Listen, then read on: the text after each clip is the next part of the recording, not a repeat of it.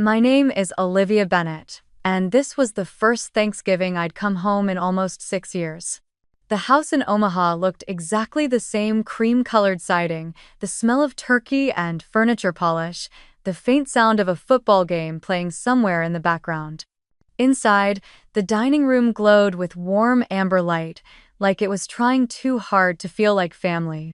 My father, Frank Bennett, sat at the head of the table, his whiskey glass already half empty, his smile as sharp as ever. He'd spent a lifetime fixing engines and people in the same way by tightening what he didn't understand. My mother fussed over the cranberry sauce, pretending not to notice the tension hanging in the air. My brother Cole told another story about his new truck, and everyone laughed. Everyone but me. Then my father raised his glass, voice booming over the clatter of forks. "Not everyone at this table deserves to be here," he said. The laughter that followed was instant, too loud, too familiar, and every head turned toward me, the overeducated daughter who'd left, the one who made them uncomfortable just by existing. I didn't flinch. I looked at him, steady, and said, "Good thing I built a life that doesn't need your approval. Don't worry, you'll read about it soon." The room fell silent. My mother froze with her fork midair. My father's grin flickered, just for a second. The old wall clock ticked louder than it should have, like it was marking the moment everything changed. Have you ever been made to feel small by the people who should have lifted you up? I'd ask later. Tell me where you're watching from. I grew up in a house that smelled like motor oil and Sunday dinners, warm, noisy, and full of rules that no one ever said out loud, but everyone understood. My father, Frank Bennett, believed that the world was built by hands, not minds. He ran a small auto shop on the edge of Omaha, fixing everything from pickup trucks to lawnmowers, and he wore the same navy coveralls every day like armor. To him, success looked like sweat on your forehead and grease under your nails. Books, computers, ideas, they didn't count. They were for people who didn't know how to work. When I was little, I used to sit on the concrete floor of the shop, swinging my legs while he worked. I loved the smell of the machines, the sparks, the way he could bring something broken back to life with just a wrench and a curse. I thought it was magic. But I also loved the sound of gears turning inside my head, the curiosity that made me wonder why things worked, not just how. I wanted to take them apart, trace the circuits, understand the invisible patterns that made everything move. He called that overthinking. My mother, Margaret, floated through our days like a quiet melody. She was gentle, patient, always smoothing tension before it could harden into conflict. Whenever Dad snapped, usually at me for messing with junk again or forgetting my place, she would murmur, "He means well, Liv. You know how he is." She said it so many times it became a lullaby of excuses, one that wrapped me up and shut me down at the same time. Then there was Cole, my older brother, the golden child. Quarterback of the high school football team, captain of everything, the one who made Dad's chest puff up with pride at every Friday night game. His trophies filled a whole wall in our living room. The pride of the Bennetts, everyone called him, and Dad never corrected them. He didn't have to. The silence that followed said everything. Cole was what I should have been. I wasn't jealous of him, not exactly. I just wanted to be seen for what I could do. While Cole was throwing footballs in the backyard, I was digging through the junkyard behind our house, collecting old radios, broken speakers, discarded circuit boards. I'd spend hours in the garage after school, sitting cross-legged on the floor with a screwdriver in one hand and a flashlight between my teeth. I didn't have money for new parts, so I learned how to make old ones sing again. When I repaired a busted transistor radio at 12, the signal fuzzed to life with a song from the 80 seconds, and I nearly cried. That hum of static felt like the first sound of belonging. Dad didn't see it that way. He'd walk in, smell the solder, and grumble, "You're wasting electricity." When I tried to show him what I'd fixed, he'd shake his head. "That's not real work, Liv. You can't feed yourself with that." Then he'd ruffle Cole's hair and say, "Now there's a kid who knows how to build something real." The first deep crack between us came the year I was 15. I had spent weeks building a small wind-powered generator out of scrap parts for the state science fair. I stayed up late every night perfecting it, soldering wires until my fingertips burned. When I won first place, the judges shook my hand and called me brilliant. I came home clutching the ribbon, my heart thundering with pride. Dad was sitting in his recliner, watching the news when I told him. He didn't look away from the TV. "That's nice," he said. "But don't brag about it, Liv. You'll make your brother feel bad." Something in me cracked, then not loud enough for anyone else to hear, but deep enough that I felt it echo for years. I remember walking up to my room, shutting the door, and holding the ribbon in my lap until it stopped meaning anything. That was the night I realized love in our house came with conditions. It was something you earned by being the kind of person he understood, and I wasn't. After that, silence became our family language. We didn't yell. We just stopped talking. Dad stopped asking about my grades. I stopped telling him about them. Cole's football trophies kept multiplying, their golden figures frozen mid-victory, while my experiments stayed hidden under my bed. Mom still smiled her soft, nervous smile, trying to hold everything together, but her words only made the distance clearer. "He's proud of you in his own way," she'd whisper when I helped her with dinner. "He just doesn't know how to say it." But pride shouldn't have to be translated. Love shouldn't sound like apology. The older I got, the more I felt like a guest in my own home, a quiet shadow in a house where everything revolved around the men. I learned how to disappear in conversations, how to bite my tongue before asking too many questions, how to turn curiosity into silence so it wouldn't be mistaken for defiance. But every night, when the house went still and the crickets took over, I'd sneak back into the garage with a flashlight and my pile of broken machines. There, under the low hum of the fluorescent bulb, I felt free. That garage became my sanctuary, the one place in the world where my hands could move without judgment, where the sound of solder touching metal drowned out the words I'd stopped saying. I didn't understand it back then, but every screw I tightened, every spark I coaxed back to life, was my way of building something my father could never take apart. The garage behind our house wasn't much, just a square box of concrete with rusted shelves, a cracked window, and a single yellow bulb that flickered like it was deciding whether to keep trying. In winter, the cold bit through my sleeves, and my breath came out in clouds that hung in the air before vanishing. But that space, with its smell of motor oil and dust, felt more like home than any room inside the house ever did. The floor was always littered with screws, old radios, and things no one cared about but me. It was chaos, but it was my chaos. I built my first circuit board there when I was 16. It wasn't perfect, the solder joints were uneven, the wires crooked, but when I flipped the switch and saw a tiny red light flicker to life, I felt something I hadn't felt in years. Control. For once, the world responded to me. I didn't have to ask for permission or approval. I could build something out of nothing and make it listen. That yellow bulb became my sun, the hum of the power supply my heartbeat. One night, while rummaging through a box of old tools, I found my grandfather's pocket watch. The glass was cracked, the minute hand frozen at 12:47. Dad used to keep it in his drawer, calling it junk from another time. But when I held it, I felt its weight like it carried a story still trying to move. I took it to my workbench, pried open the case, and stared at the delicate gears inside, so small, so precise, so stubborn. I spent hours hunched over it with tweezers and a magnifying glass, refusing to give up even when my hands cramped and my eyes burned. By dawn, when I finally adjusted the last spring and turned the tiny crown, the second hand trembled, then began to tick. A soft, steady rhythm, fragile, but alive. I remember laughing quietly, the sound echoing in the cold air. That broken watch, forgotten in a drawer, was beating again. It was the first thing I ever brought fully back to life. I wore it on a chain around my neck for weeks after that. It didn't match anything I owned, but I didn't care. Every tick reminded me that I could make something move forward, even when everything around me stood still.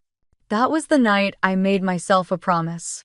I sat on the cold concrete floor, the pocket watch in my palm, and whispered, "If I can't make them proud, I'll make time itself listen." The words came out small, almost like a prayer. The next day, Dad walked past the garage and saw me working. He shook his head. "Still playing with your toys, Liv?" he said. I wanted to tell him that I'd fixed something he'd thrown away, that I'd made it tick again. But I didn't. I just smiled faintly and said, "Yeah, just playing." Because I knew he wouldn't hear it anyway. He didn't speak the language of quiet miracles. After that, the garage became my world. Every night after dinner, I'd sneak out with a thermos of cocoa and work under that yellow light until I couldn't feel my fingers. The air would buzz faintly from the old power outlet, and sometimes, when I'd been up too long, I'd imagine the machines whispering back to me. "Keep going," they seemed to say. "You're close." Die, Liz. I filled a notebook with sketches of inventions I wanted to build: tiny engines, robotic arms, sensors that could move on their own. None of them looked like much, but to me they were proof that I could dream without permission. Each page was another rebellion against smallness. Sometimes, when the wind was strong, I could hear the faint sound of the high school stadium from across town, the crowd cheering for Cole's team. The noise always came in waves, sharp and distant. It used to make me feel invisible. But as the watch ticked in my pocket and my soldering iron glowed, I realized I didn't need to be in that stadium to matter. My victories were smaller, quieter, but they were mine. I remember one night, I stood at the garage door, looking out at the frozen yard, the lights from the house flickering behind the curtains. Everyone inside was laughing, probably about Cole's latest touchdown, maybe about me. I smiled anyway, a little sad, a little proud. Then I whispered to the dark, "One day, I'll build something that moves the world even if they never see it." The words didn't echo, but they didn't need to. The garage heard me. The machines heard me. And so did time. The watch in my palm ticked on, slow and steady, like it agreed. The letter came on a Tuesday afternoon, tucked between a pile of bills and a hardware store catalog. I almost missed it. The envelope was thin and white, stamped with the blue seal of the Massachusetts Institute of Technology. I didn't open it right away. My hands were shaking too hard. For a moment, I just stood in the kitchen, staring at it, hearing the faint tick of my grandfather's pocket watch in my jacket pocket like a heartbeat reminding me to breathe. When I finally tore it open, the words blurred before they even made sense. "We are pleased to inform you that you have been awarded a partial scholarship to MIT."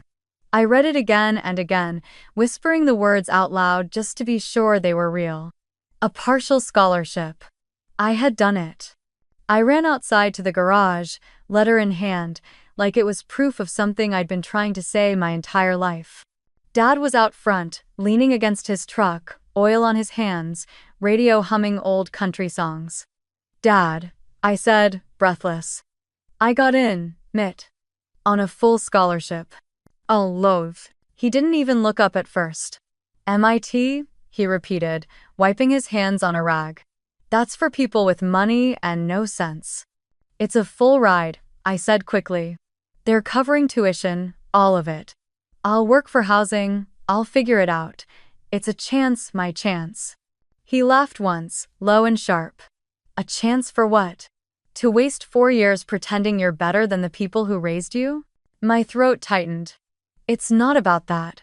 It's about what I can build, what I can learn. This is what I've worked for." He tossed the rag onto the hood of the truck. "You think I care about those toys you build in the garage? That's not real work, Liv. That's daydreaming. MIT doesn't make people like us, it eats them alive." I felt something heavy slide down inside me, like a door closing. "I can handle it," I said quietly. "I've handled everything else." For a second, he just stared at me like he was trying to see the child he used to understand but couldn't find her anymore. Then he said, almost softly, "You're on your own.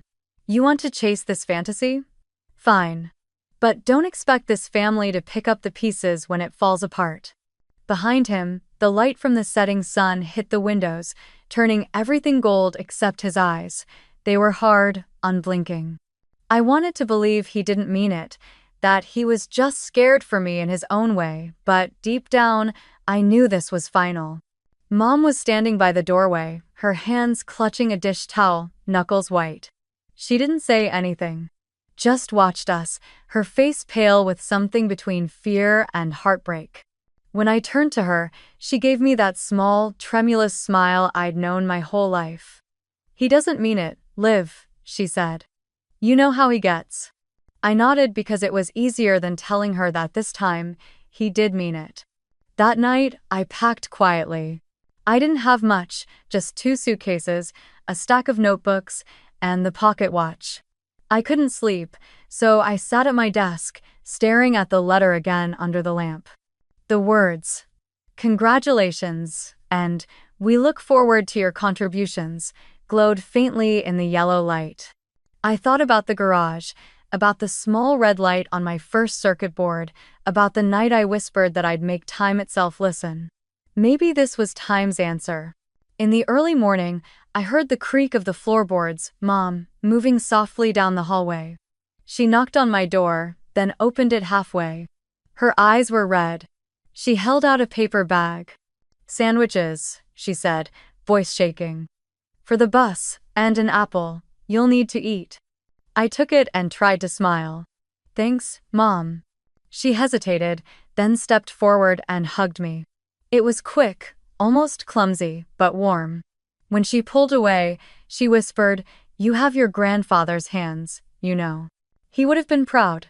Then she left before I could answer. When I stepped outside, the morning was cold enough to sting. The bus stop was 2 blocks down.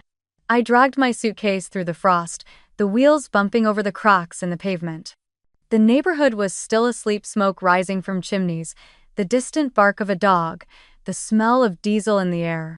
As the bus rounded the corner, I looked back at our house. The windows were dark except for one, the kitchen, where Mom stood behind the curtain, a shadow in the soft glow of the stove light. I raised my hand, even though I knew she couldn't see me clearly. Dad's truck was still in the driveway. The engine was off, he didn't come out. When the bus doors hissed open, I climbed aboard, sat by the window, and pressed my forehead against the glass. The pocket watch ticked softly in my coat pocket, each beat steady and sure. For a long time, I watched our street fade into the gray horizon, the familiar shapes of home growing smaller until they disappeared. I didn't cry. I thought I would, but I didn't. There was something freeing in the silence of that bus, in the way the world opened wide and endless beyond Nebraska's flat roads. I didn't know what waited for me in Boston, just that it was mine. As the bus picked up speed, I took the watch out and turned it over in my hands. Its face caught the weak morning light, the second hand ticking with perfect rhythm. "We're going," I whispered. "Let's make it count." Outside, the frost sparkled like metal. The highway stretched ahead, long and bright, carrying me toward a place where I wouldn't need anyone's permission to exist. Cambridge was nothing like Omaha. The city moved faster, spoke louder, and never stopped glowing. Even the air felt smarter somehow, charged with ambition. I rented a room in a crumbling 3-story house off Massachusetts Avenue, the kind with radiators that hissed all night and windows that never fully shut. My room was barely wide enough for a twin bed and a folding desk, but it had a single window overlooking the street, and from there, I could see the faint red glow of the MIT dome. It felt close enough to touch, like a promise I had finally caught. The scholarship covered tuition, but not living expenses. So I took whatever jobs I could find, washing dishes at a cafe before sunrise, cleaning labs at night, running on coffee and luck. I kept the pocket watch in my coat pocket at all times, and when I was too tired to think, I'd slip my hand inside, feel the slow rhythm of its ticking, and remind myself why I was here. If I can't make them proud, I'll make time itself listen. Days blurred together. Lectures in the morning, problem sets in the afternoon, work until midnight. Some nights I'd stay in the robotics lab until dawn, curled up on the floor beside half-assembled prototypes, the hum of machines lulling me into shallow sleep. My body was constantly tired, my brain constantly alive. I built small robotic arms out of scrap parts from the lab's discard bin, programmed microcontrollers on borrowed laptops, and dreamed of machines that could move like living things, precise, silent, and kind. MIT was full of brilliance and arrogance in equal measure. My classmates came from families of scientists and CEOs. They spoke about innovation like it was their birthright. I stayed quiet most of the time, absorbing everything.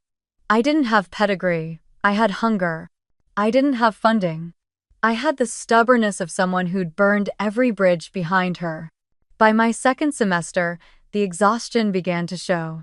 I skipped meals without meaning to, choosing lab hours over food. My hands trembled from too much caffeine and not enough sleep.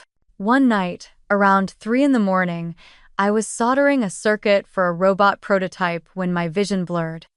The soldering iron slipped from my fingers, and the world tilted. The next thing I remember was the cold floor against my cheek and the sound of metal clattering away. When I opened my eyes again, I was in the campus infirmary, a blanket thrown over me and an IV dripping steadily beside the bed. A woman with auburn hair and a messy bun was sitting in the chair next to me, scrolling through her tablet. When she noticed I was awake, she smiled. "So you do have a pulse," she said. "That's good news." I blinked, groggy. "Who are you?" "Grace," she said, offering her hand. "You scared half the lab last night. I found you on the floor surrounded by wires and something that looked like a dying toaster. You really know how to make an impression." I managed a weak laugh. "It's supposed to be a delivery unit." "Well," she said, "it almost delivered you to the afterlife." From that day on, Grace became my anchor. She was everything I wasn't: loud, fearless, unfiltered. She came from Seattle, studied biomedical engineering, and somehow always found time to cook. "You can't run on vending machine granola bars," she'd scold, showing up at my door with soup in a plastic container. "Brains need fuel, live. Lax." I didn't realize how lonely I'd been until Grace started showing up. She didn't ask about my family, and I never volunteered the story. We didn't need to. We spoke in blueprints and equations, in long nights at the lab and quiet cups of coffee at the all-night diner down the street. She called me the machine whisperer. I called her the storm. Together, we built and broke and built again. I started carrying the pocket watch in my backpack, right next to my notebook. Its ticking filled the silence when I worked alone. Sometimes, when I was too tired to think, I'd take it out, set it beside my laptop, and time my progress to its rhythm. It reminded me that precision could coexist with persistence, that you didn't have to rush to move forward. The years crawled and sprinted all at once.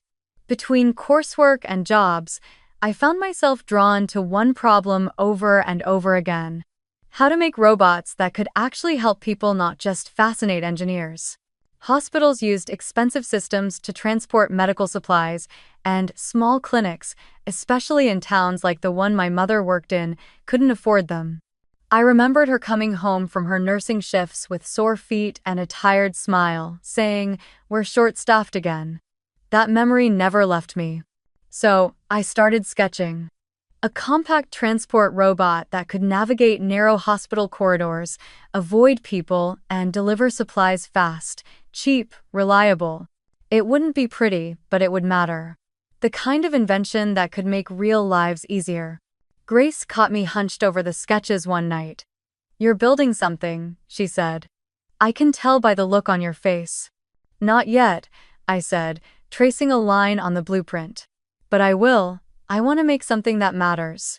"Something that moves the world?" she teased, echoing the words I hadn't said aloud in years. I smiled faintly. "Yeah, something like that." We spent countless nights working together in the lab. When we couldn't afford parts, we borrowed from broken prototypes. When we ran out of time, we skipped sleep. Every time the robot failed, we rebuilt it, laughing through frustration. Grace had a way of making the impossible seem temporary. There was one night, after a long test run finally succeeded when we sat on the floor eating cold noodles straight from the container. The robot rolled past us, humming quietly as it carried a tray from one end of the room to the other. "You realize," she said, "you just built the thing you used to dream about." I watched it move, slow but steady, and felt something rise in my chest, something that felt like pride but softer. "Not yet," I said. "This is just the start." I didn't tell her that I was already imagining where it could go into small-town hospitals, rural clinics, places forgotten by progress. Places like where my mother still worked, her hands cracked from winter, her heart too big for the world she lived in. I wanted to send her something that would ease that weight, even if she never knew it came from me. By the time I graduated, I had more than a degree. I had a prototype, a dream, and a single truth that had carved itself into my bones. Survival wasn't about escaping the past. It was about transforming it. The day before commencement, I sat by the Charles River with Grace, watching the sunset reflect off the water. The pocket watch ticked softly in my hand. Grace nudged my shoulder. "So, what's next for you, Bennett?" I looked toward the horizon, where the city lights were beginning to shimmer, and said, "I think it's time to build something that doesn't need anyone's permission to exist." The wind off the water was cold, but I didn't feel it. For the first time, I wasn't running from home anymore. I was running towards something entirely my own. After graduation, Boston no longer felt big enough. The city had given me everything I needed to become who I was, but it also reminded me too much of survival, of cold nights and fluorescent lights and ramen dinners that tasted like determination. Grace felt it too. One night, over coffee in a quiet diner near Kendall Square, she said, "What if we stop building other people's dreams and start building ours?" That's how Northline Robotics was born, a name chosen at 2 in the morning, when the world felt endless and possible. We packed our few belongings into her old hatchback, strapped the prototypes into the back seat with duct tape, and drove west until the skyline gave way to mountains. We chose Denver not because it was convenient, but because it was wild. It had open skies, sharp air, and room to breathe, something Boston never had. We found an old auto garage on the edge of the city and rented it for next to nothing. The space was drafty, its walls lined with rusted tools and peeling paint. It smelled faintly of gasoline and rain-soaked concrete. But to us, it was perfect, a blank canvas. We scrubbed it clean, set up folding tables, strung extension cords across the floor, and claimed it as home. The early days were brutal. Winters in Denver could cut through your bones, and the heater barely worked. We wore gloves while coding, our breath fogging in front of us as we sat huddled around laptops. Dinner was always the same: canned soup, reheated noodles, or the occasional pizza when we landed a freelance gig to keep the lights on. The nights blurred together, code turning into numbers, numbers turning into hours, and hours turning into years. We built everything by hand: frames, sensors, circuitry. Grace handled design, I handled mechanics and algorithms. Our first prototype, Northline 1, was small, clunky, and constantly breaking. Its navigation was shaky, its sensors unreliable, but it had a pulse. We stayed up entire nights rewriting code and soldering joints until our fingers went numb. Every time we thought we were close, something failed spectacularly: motors overheating, software loops freezing, batteries dying in smoke. Money ran out faster than courage. Investors smiled politely but passed. They didn't understand why two women with no corporate backing thought they could compete with billion-dollar robotics firms. Too niche, they said. Rural healthcare doesn't scale. They were right about one thing: it didn't scale easily. But that wasn't the point. It wasn't about markets or profits. It was about meaning. I wanted to build something that mattered to people who were never seen. By the second year, our accounts were nearly empty. We owed back rent on the garage, our equipment was failing, and even Grace, eternally optimistic. Grace started to lose her light. One night, she slammed her laptop shut and said, "Maybe they're right, Liv, maybe no one's waiting for this." I didn't answer. I just stared at the old pocket watch sitting on the workbench beside me. It was still ticking, steady and patient, like it always had. I thought of my father's voice, "MIT is for people with money and no sense." Then I thought of my mother's tired hands, her hospital shifts, her quiet strength. I looked at Grace and said, "Someone is waiting. They just don't know it yet." The next morning, I wired every last dollar from my personal savings into the company account. Grace didn't find out until later, when she checked the books and froze. "You put in everything?" she asked. "Everything you had?" I nodded. "If we're going down, I'd rather do it building something real."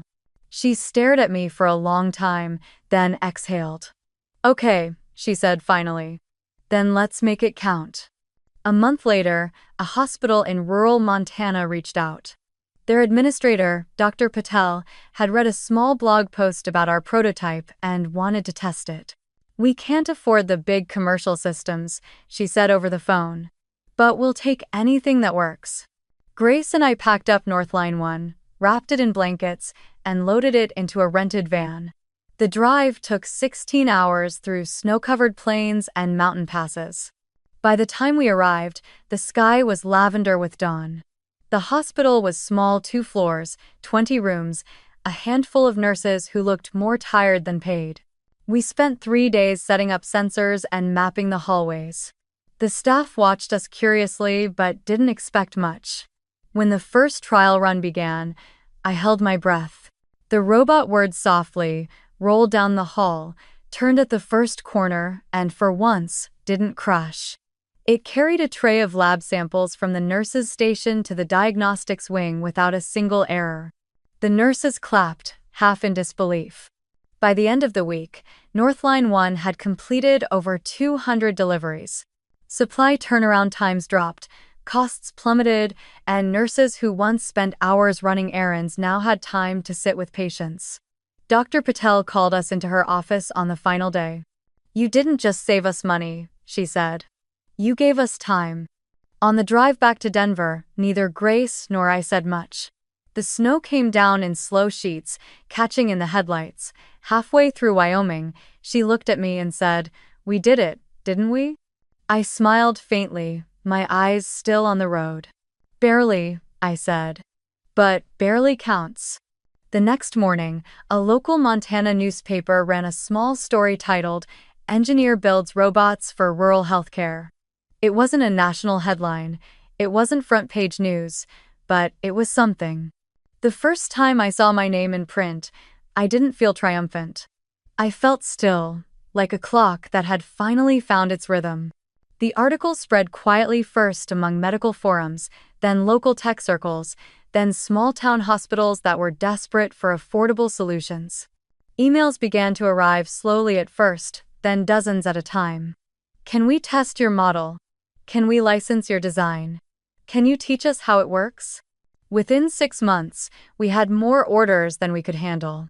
Grace cried when the first real check cleared. I didn't cry. I just stood in the middle of our cold garage, the robot humming softly beside me, and whispered, "They don't see me, but the world will." And it did. By the end of the year, Northline Robotics had expanded into a proper workspace. The walls were clean now, the lights bright, the floors warm.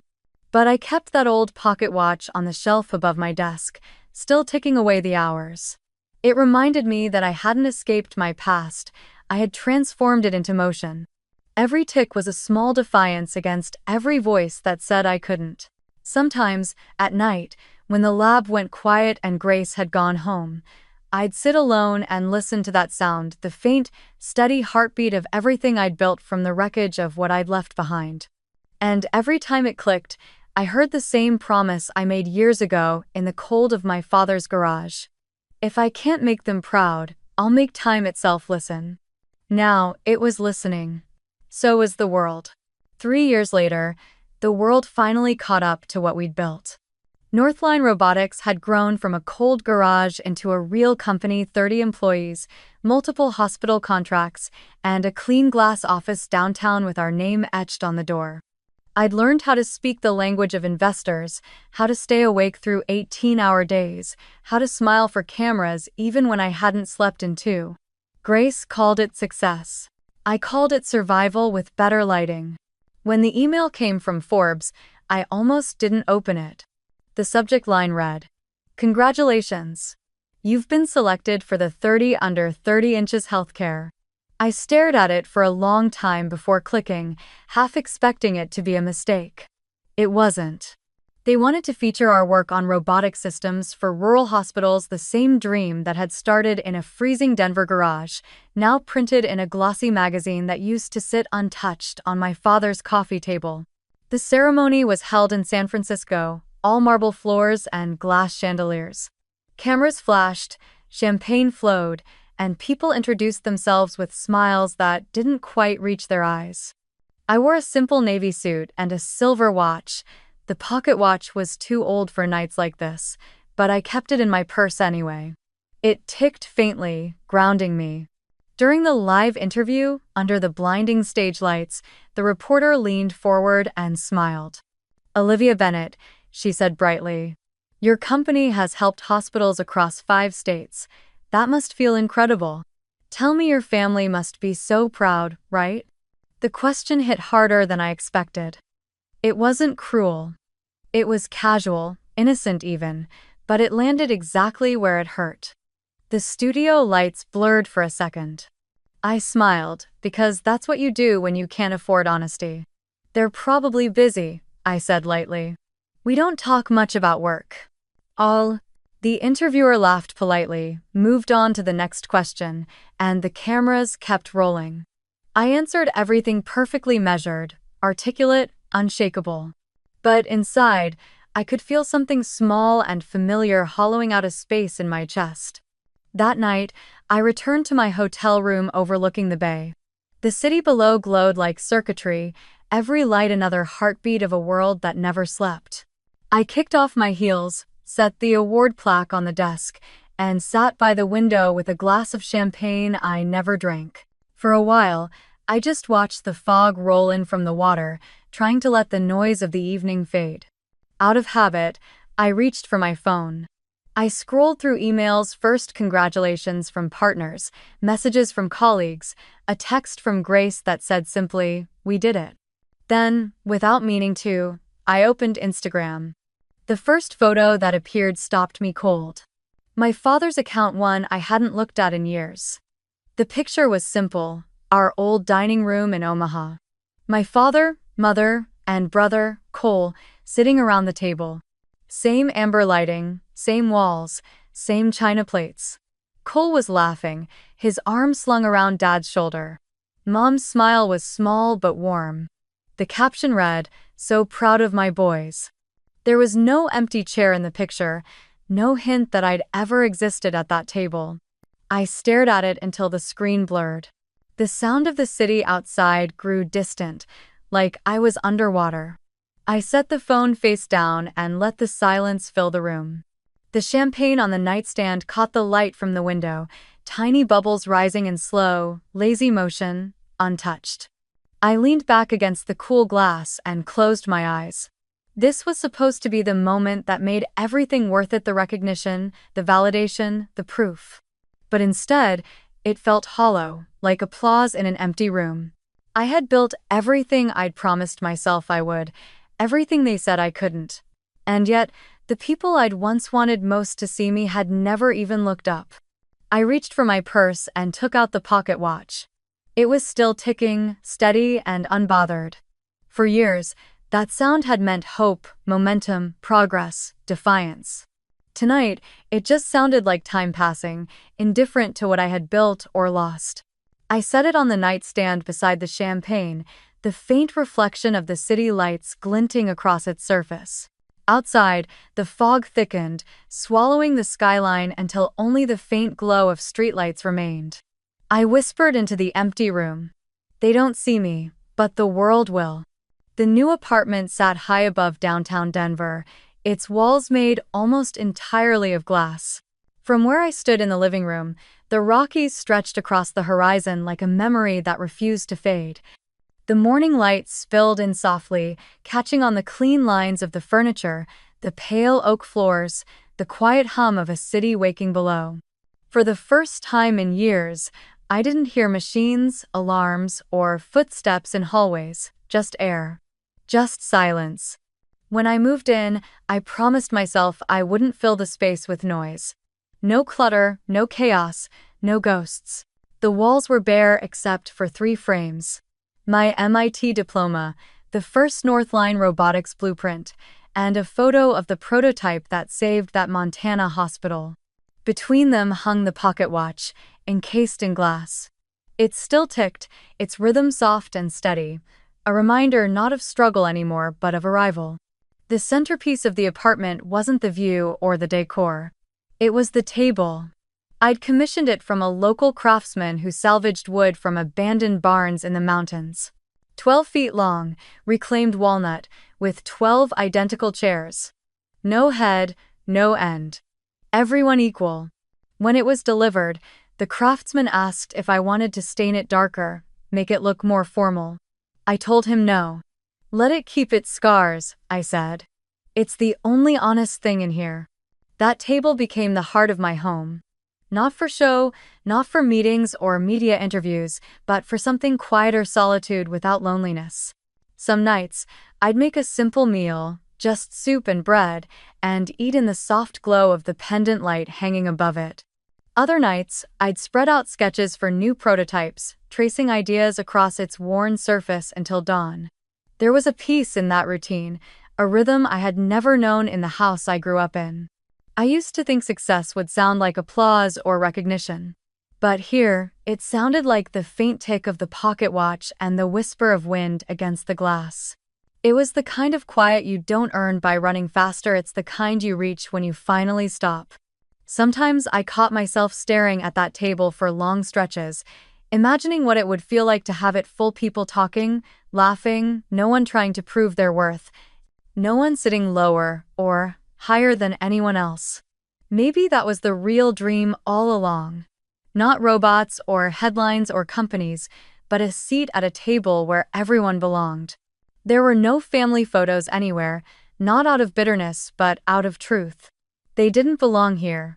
This space wasn't built on nostalgia, it was built on reclamation. I had spent too many years trying to make something out of absence, too many nights wanting someone else's approval to make me whole. Now, the absence was part of the design. Every inch of quiet, every empty chair was exactly where it should be. When guests visited colleagues, new friends, the occasional journalist, they always commented on the view. "It must feel amazing to live up here," one of them said once.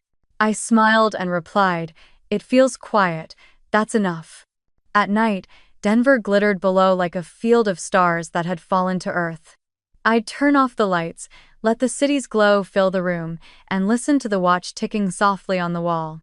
For years, that sound had been a measure of survival, counting the seconds between exhaustion and hope. Now, it was the sound of stillness, of time that didn't need to be outrun. Sometimes, when I caught the reflection of the mountains in the glass, I'd think about that old dining room in Omaha, the rigid table, my father's voice, the laughter that cut sharper than words. The contrast was almost surreal. There, I had learned to stay small. Here, I had learned to take up space without apology. I didn't build luxury. I built peace. And for the first time, it was enough. The message arrived on a gray Tuesday morning, the kind of day when Denver felt more like sky than city. 6 p.m. Thursday. "Mom misses you." Mom. Just that. No emojis, no pretense of small talk. 7 words that landed heavier than they should have. I must have read it a dozen times, the cursor blinking on the screen like a heartbeat. It had been years since I'd gone back to Nebraska, years since I'd stepped inside that house with its amber light and walls that could hold a grudge. I'd promised myself I wouldn't return unless I wanted to, and I wasn't sure if this counted as wanting. But "Mom misses you" was enough. It always had been. So Thursday morning, I packed a small bag, grabbed my coat, and started driving east. The miles blurred by in slow stretches of highway and empty plains, the mountains fading behind me like a memory I wasn't ready to let go of. The pocket watch sat on the dashboard, its steady tick filling the silence between radio static and wind. By the time I reached Omaha, dusk had settled over the streets, washing everything in the kind of pale orange that made even the ordinary look forgiving. Their house looked smaller now, like someone had pressed time down on it. The shutters still green, the porch light still flickering. For a moment, I just sat in the car, engine running, hands gripping the steering wheel. Then I turned it off, pocketed the watch, and walked to the door. Mom opened it before I could knock. "Liv," she said softly, the same voice that used to wake me for school. Her smile trembled, caught between guilt and relief. "You made it." I did. I tried to smile back. The warmth hit me first, the smell of turkey, cinnamon, and something faintly metallic, like memory. The dining room was just as I remembered, too much light, too little space to breathe. My father sat at the head of the table, same spot, same posture, older but unchanged. His hair had thinned, his shoulders stooped slightly, but his presence still filled the room like static. He looked up, surprise flickering across his face before he masked it with a tight smile. "Well," he said, "didn't think you'd actually come." "I almost didn't," I said, matching his tone. Cole was there too, sitting beside his wife, a broad grin on his face. "Liv, you wouldn't believe it, we just finished remodeling the house, built it ourselves. 4 bedrooms, garage big enough for both cars. Dad says it's the pride of the Bennetts." Of course he did. I smiled politely, let him talk. He filled the air with stories about Little League and mortgage rates, the safe kind of talk that kept everything else buried. I nodded in the right places, laughed when I was supposed to. Mom busied herself at the counter, her movements careful, as if one wrong sound might break the fragile peace. The conversation stayed light for most of dinner, but it was the kind of light that flickers before it burns out. Every word was layered with the things none of us were saying. My father asked about my machine company in the same tone someone might ask about a hobby. My mother asked if I was eating enough. Cole offered to set me up with one of his friends who liked smart women. It was after the second bottle of wine that the air changed. My father leaned back in his chair, swirling the glass in his hand. His cheeks were flushed, his eyes gleaming with the kind of nostalgia that usually precedes cruelty. He raised his glass, voice booming like old times. "You know," he said, "not everyone at this table deserves to be here." The words hung there for a beat, heavy and familiar. Then the laughter came, soft at first, then louder, rolling across the table like the echo of another lifetime. Cole laughed because that's what he'd always done. His wife joined in. Even Mom gave a nervous, automatic smile, the kind that meant, "Please, let's not make this worse." All eyes turned to me. The clock on the wall ticked once. I set down my wine glass, carefully, deliberately, as if the act itself mattered. I looked at him, not angry, not wounded, just clear. "Good thing I built a life that doesn't need your approval," I said. My voice was calm, steady, unshakable. "Don't worry, you'll read about it soon." The laughter stopped instantly.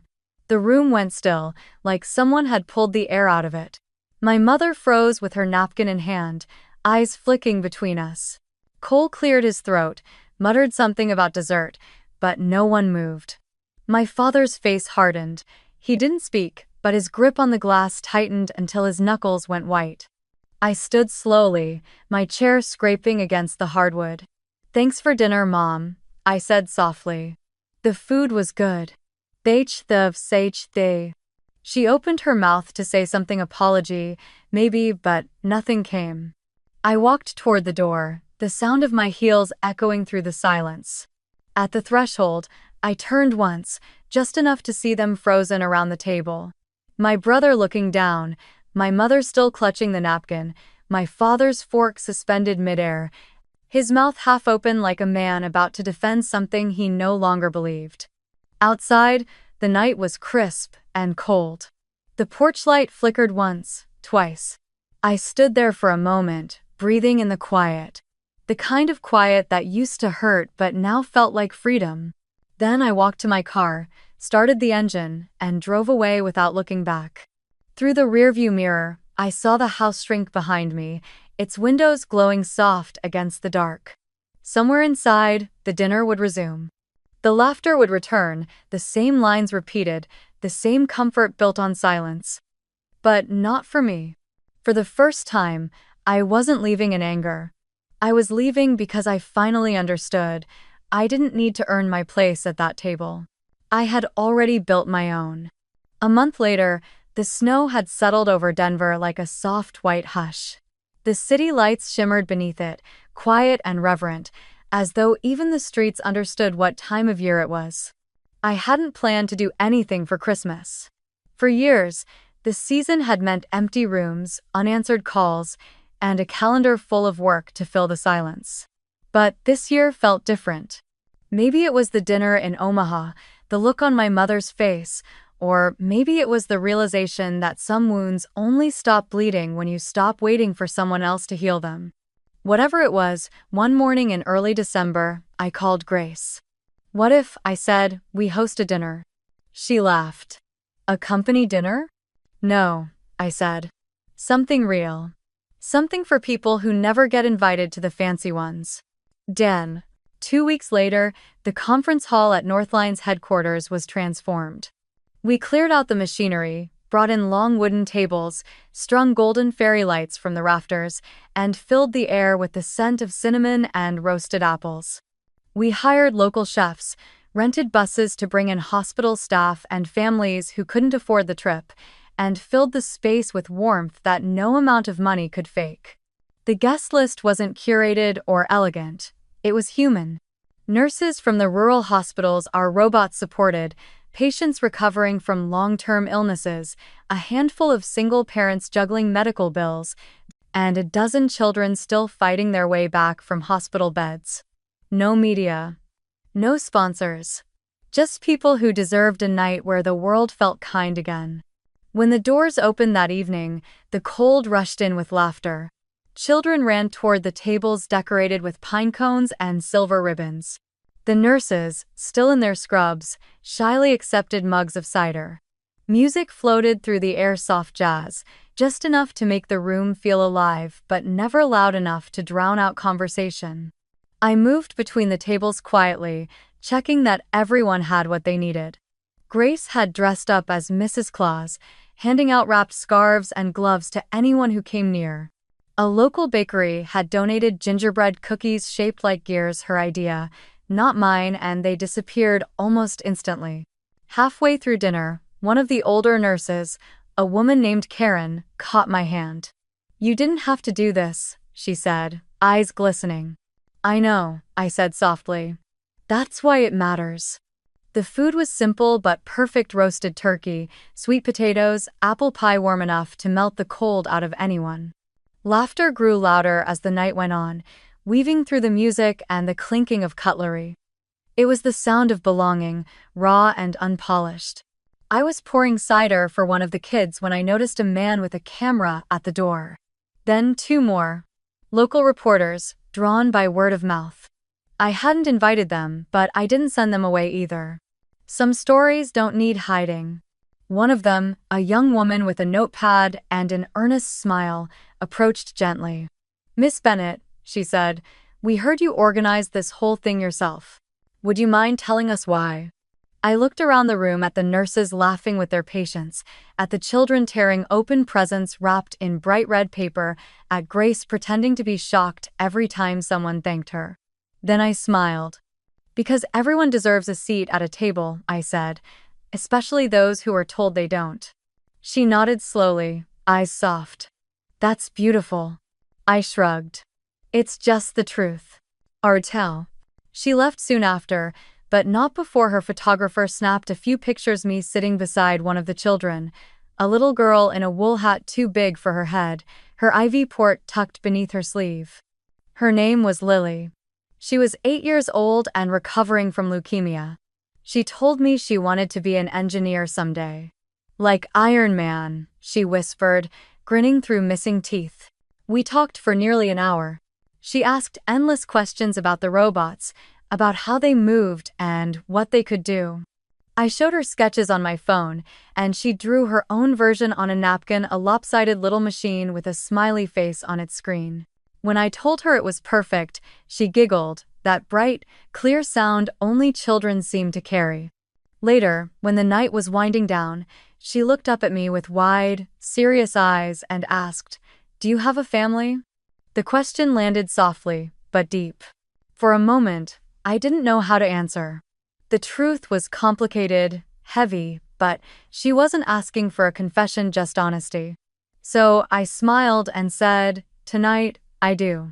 She nodded as if that made perfect sense. When the last guests left and the music faded, the room was a beautiful kind of chaos: crumbs on plates, ribbons scattered on the floor, the faint smell of cinnamon still clinging to the air. I stood there for a long moment, taking it all in. The laughter still echoed faintly in my ears, a sound so full it almost hurt. Grace came up beside me, her cheeks flushed, her hair escaping from the Santa hat. "You realize this is going to be all over the news tomorrow," she said. "Let them write what they want," I said, smiling. "It's not about that." But the next morning, the photo was everywhere, on local news sites, in healthcare journals, even shared on social media by hospital workers across the country. It showed me sitting with Lily, both of us laughing over her napkin drawing. The headline read, "Engineer hosts Christmas dinner for patients and nurses, says everyone deserves a seat at the table." My inbox filled with messages, my phone buzzed with calls. But what I remembered most wasn't the noise, it was the feeling. The warmth of that room. The smell of cinnamon. The laughter that didn't come at my expense. That night, I walked into my apartment, the golden city lights glimmering against the snow, and set the pocket watch on the table. It ticked softly, filling the space like a heartbeat. For years, that sound had marked time passing without meaning. Now, it sounded like grace. And for the first time, I realized something simple, something I'd spent years chasing without knowing why. I didn't need to be proud of where I came from. I just needed to be at peace with where I'd arrived. The next morning, the world outside was still blanketed in snow, soft and bright under the Denver Sunday. The apartment was quiet except for the faint hum of the heater and the steady ticking of the pocket watch on the table. I was making coffee when my phone began to ring. The number was familiar but unexpected: home. For a second, I almost didn't answer. Then I did. "Liv?" My mother's voice was small, breathless, like she'd been holding it in for years. It's everywhere. The news, the papers, your photo, the dinner, the little girl. Your father saw it first thing this morning." He didn't say anything, he just left the paper open on the table. I closed my eyes and leaned against the counter, the warmth of the mug grounding me. "It's okay, Mom," I said quietly. "I didn't need you to see that I'm good. I just wanted you to know I'm okay." She was silent for a moment. Then I heard it, the sound of her crying softly on the other end, the way she used to when she thought no one was listening. "He was wrong," she whispered. And I was too. I told myself staying quiet would keep the peace, but silence never protected anyone. I see that now. I swallowed the ache in my throat, staring out the window where snow still drifted down like ash. "I know, Mom," I said gently. "You don't have to explain." "I should have stood up for you," she said, her voice breaking. "I should have told him to stop, that you didn't need to be like him or your brother to make us proud. I thought I was keeping the family together, but all I did was lose you." The words hit harder than I expected. Not because they were harsh, but because they were honest, the kind of honesty that comes too late and still matters anyway. "You didn't lose me," I said softly. "I just had to go build something else before I could come back." She laughed through her tears, a shaky, fragile sound. "Your father." She paused, searching for the words. "He didn't say anything, but when he read the article headline, 'She built a table for those who had none,' he just sat there. For a long time, then he folded the paper and walked out to the porch. I pictured it instantly. The old kitchen bathed in morning light, the newspaper spread across the wooden table, the same table where those words had once been spoken. Not everyone at this table deserves to be here. And now, years later, another table, another story, printed for the world to see. Maybe he's thinking, I said. That's a start. Do you think he'll call? She asked. I smiled faintly. I don't need him to. She was quiet again, the kind of quiet that felt like a breath after a storm. It's Christmas soon, she said finally. If you want, I mean, you don't have to, but… Mom, I interrupted gently. Every Christmas gives us another chance to start again. Maybe this one's yours. I heard her inhale sharply, then exhale in relief, like a weight she'd been carrying had finally slipped off her shoulders. I love you, Liv. I know, I said, and meant it. I love you too. When the call ended, I stood there for a long time, the phone still in my hand, the apartment wrapped in the hush that follows forgiveness. Outside, the snow had stopped falling, and sunlight streamed through the window, scattering across the long wooden table. On it sat the folded newspaper, the Denver Post, its front page still visible. Engineer builds a table for those who had none. Beside it lay the pocket watch, its face reflecting the light, its steady tick echoing softly through the room. I sat down, running my fingers along the worn wood grain of the table, tracing its imperfections. Every mark told a story, the late nights, the loneliness, the building and rebuilding of a life that no longer needed permission to exist. For the first time in a long time, I didn't feel angry or small or unseen. Just peaceful. Whole in the quiet. The watch kept ticking, unbothered by the world's noise. Its rhythm filled the space like a heartbeat, patient and alive. I smiled to myself, looking out over the snowy Denver skyline, the mountains standing tall in the distance, strong, steady, and forgiving. Time, I thought, doesn't heal by erasing. It heals by keeping rhythm until you're ready to dance again. And as the city shimmered below, I whispered into the stillness, "Merry Christmas, Mom." The watch ticked once more, steady and sure, the sound of life moving forward, one beat at a time. If anyone ever told you that you don't belong at their table, she begins, her voice low, steady, carrying the weight of experience and the warmth of release, build your own, make it wider. Fill it with the ones who are left standing in the cold, the ones who are told to wait their turn, to stay quiet, to be smaller.